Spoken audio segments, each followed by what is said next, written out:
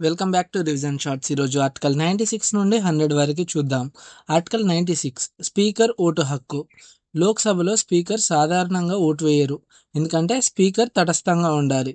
కానీ ఒక బిల్లుపై అనుకూల ఓట్లు మరియు వ్యతిరేక ఓట్లు సమానంగా వచ్చినప్పుడు మాత్రమే స్పీకర్ కాస్టింగ్ ఓట్ అయితే వేయగలరు, అంటే సభలో తుది నిర్ణయం తీసుకునే ఓటు. ఆర్టికల్ 97 పార్లమెంట్ సభ్యుల జీతాలు. పార్లమెంట్ సభ్యుల జీతాలు, భత్యాలు, పెన్షన్లు పార్లమెంట్ చట్టం ద్వారా నిర్ణయించబడతాయి. అంటే ఎంపీస్ తమ జీతాలు తామే నిర్ణయించుకోలేరు, దానికి ప్రత్యేక చట్టం అవసరం.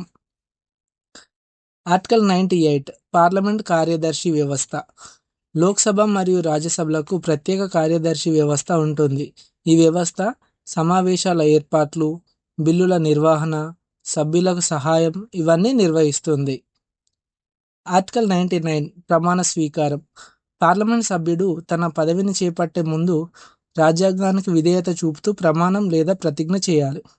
ప్రమాణం చేయకుండా సభలో కూర్చోవడం, చర్చలో పాల్గొనడం, ఓటు వేయడం చట్టబద్ధం కాదు. ఆర్టికల్ 100 ఓటింగ్ విధానం. పార్లమెంట్ నిర్ణయాలు మెజారిటీ ఓట్ల ఆధారంగా తీసుకుంటారు. ఓట్లు సమానంగా వచ్చినప్పుడు లోక్సభలో స్పీకర్, రాజ్యసభలో చైర్మన్ కాస్టింగ్ ఓట్ వేస్తారు.